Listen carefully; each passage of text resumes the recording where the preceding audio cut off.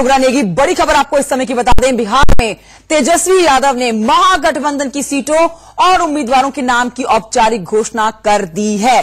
पटना के होटल मौर्या में महागठबंधन की प्रेस कॉन्फ्रेंस हुई है, जिसमें आरजेडी की ओर से तेजस्वी यादव, कांग्रेस की ओर से शक्ति सिंह गोहिल और मदन मोहन झा मौजूद रहे। अब से कुछ ही देर पहले ये प्रेस कॉन्फ्रेंस हुई है, बता दिया गया है कौन किस सीट से चुनाव लड़ने वाला है। तो बिहार महागठबंधन ने सीटों को लेकर महीनों तक ये खींचतान चली आ रही, तो आज खत्म होती हुई नजर आ रही है।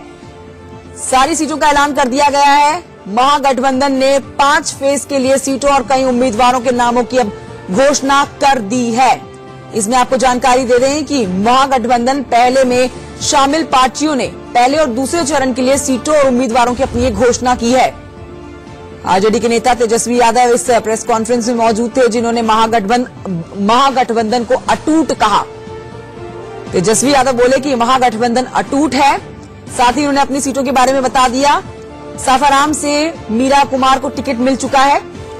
यहां आपको जानकारी दे दें कि आरजेडी और कांग्रेस के बीच में 2 सीटों को लेकर मतभेद चल रहा था, पेंच फंसा हुआ था, जिस पर आज विराम लगता हुआ देखा जा सकता है। ये जो महागठबंधन हुई है, ये समझिए कि जनता के दिलों का गठबंधन है। और हमने पहले भी कहा है कि जो आने वाली जो चुनौती है, जो लड़ाई है, वो संविधान बचाने की है, संवैधानिक संस्थानों को बचाने की है, लोकतंत्र को बचाने की है, अन्याय और न्याय की लड़ाई है, सच और झूठ की लड़ाई है। और मेरे सहयोगी शिव पूजन झा जुड़ गए और जानकारी के साथ। शिव पूजन, यहां पर आरजेडी और कांग्रेस के बीच में 2 सीटों को लेकर जो दरार बनी हुई थी, वो थी दरभंगा की सीट और सुपौल की सीट। तो दरभंगा की सीट आरजेडी ने अपने पास रखी और कांग्रेस को सुपौल की सीट दे दी गई है। माना ये जाए अब कि वो जो दरार आ रही थी दोनों के बीच में, वो पेच अब खत्म हो चुका है आज की इस प्रेस कॉन्फ्रेंस के बाद। विडंबना ये है महागठबंधन की कि जब भी ये इस चीज का सेम्बलेंस देने की कोशिश करते हैं कि महागठबंधन में सब कुछ ठीक ठाक है, उसके बाद कोई ना कोई ऐसा है जिससे महागठबंधन की दरारें बिल्कुल सामने स्पष्ट।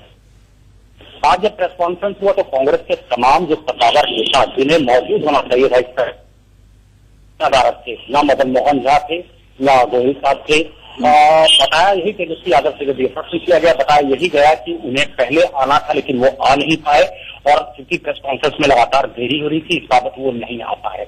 लेकिन जो सीटें कांग्रेस चाह रही थी, तमाम वो सीटें उनके पाले में नहीं गई।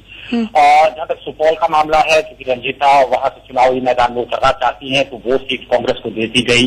पटना साहिब की भी सीट कांग्रेस को दे दी गई, लेकिन अब्दुल बारी सिद्दीकी को दरभंगा से खड़ा कर दिया गया। ये एक पेच बड़ा फंसा हुआ था दोनों के बीच में। अब यही अटकलें तेज है कि कीर्ति आजाद को शायद दिल्ली से चुनाव लड़ाया जाए, क्योंकि उन्होंने साफ तौर से मना कर दिया था कि बेतिया से या किसी अन्य जगह से वो चुनाव नहीं लड़ेंगे। बहरहाल हम की सीटों का वीआईपी पार्टी का और तेजस्वी ने अपनी पार्टी के लगभग तमाम कैंडिडेट के नामों की घोषणा की। तो शिव पूजन, ये जानना चाहेंगे, मतभेद सिर्फ यहाँ पर आरजेडी और सिर्फ कांग्रेस के बीच में ही नहीं थे, यहाँ पर जो और महागठबंधन पार्टियां हैं, इस महागठबंधन का जो हिस्सा है पार्टियां, वीआईपी हो गई, हम हो गई, आरएलएसपी हो गई, इनके भी अपने अपने तरीके के सवाल थे। कांग्रेस को लेकर हर किसी ने सवाल खड़े किए थे। तो आज जो ये ऐलान कर दिया गया है नामों का, इससे माना जाए कि महागठबंधन में सब कुछ ठीक है। आपको ऐसा लग रहा है? नहीं लग रहा है कि महागठबंधन में सब कुछ ठीक है, क्योंकि दूसरी तरफ हमें ध्यान देना पड़ेगा कि तेजस्वी यादव के बड़े भाई तेज प्रताप यादव, कल उन्होंने पार्टी के कुछ अहम पोजीशन से इस्तीफा दिया। वो अपने कैंडिडेट को चाह रहे हैं, बताया यही जा रहा है कि अपने ससुर चंद्रिका राय के खिलाफ वो कैंपेनिंग भी करेंगे, जो कि राजद के कैंडिडेट है।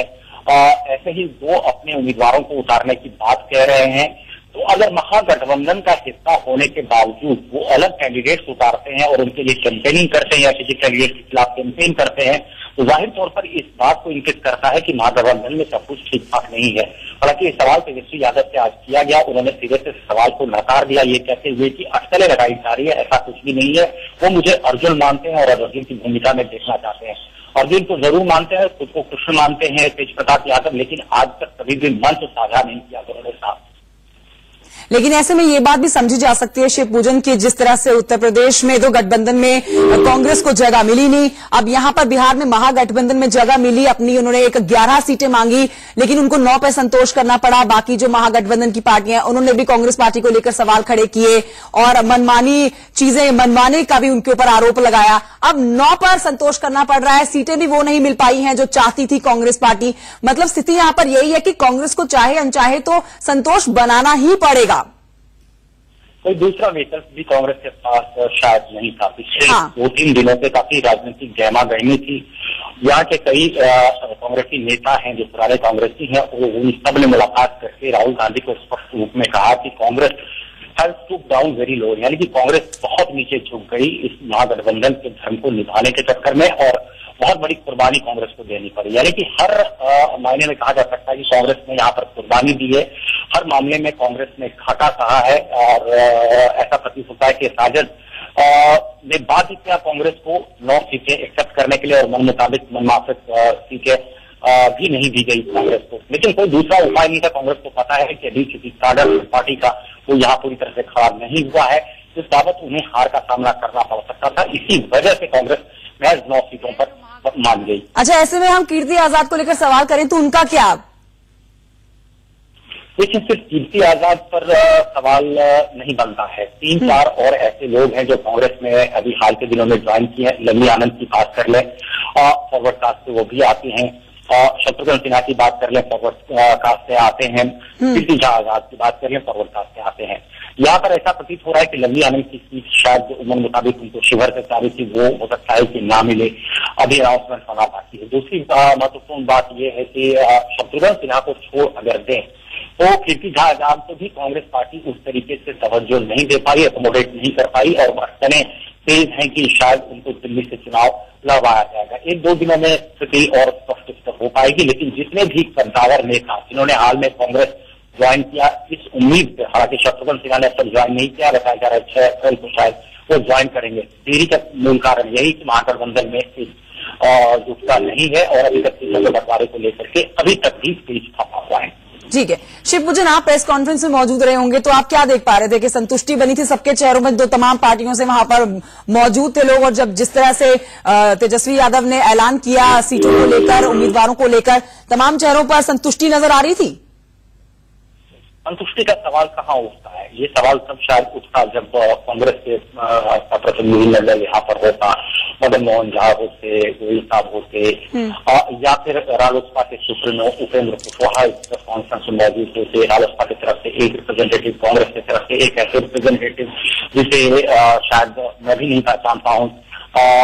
दूसरी बात ये वीआईपी और जीतन राम मांझी, वीआईपी के मुकेश सहनी, जीतन राम मांझी और तेजस्वी यादव, इनकी ही आपस में मीटिंग और इनकी मीटिंग के बाद प्रेस कॉन्फ्रेंस 10 बजे होनी थी, वो 11 बज के तकरीबन 18 मिनट के आसपास शुरू हुई।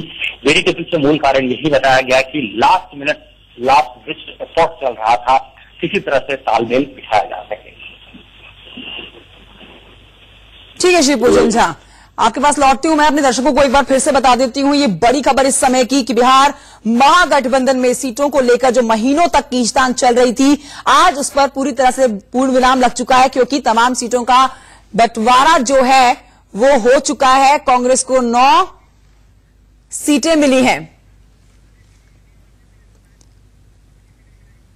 और कांग्रेस को 9 पर ही संतोष करना पड़ा है। अब से कुछ ही देर पहले सीटों का ऐलान कर दिया गया, कौन किस सीट से चुनाव लड़ने वाला है। बड़ी प्रेस कॉन्फ्रेंस अब से कुछ ही देर पहले हुई है।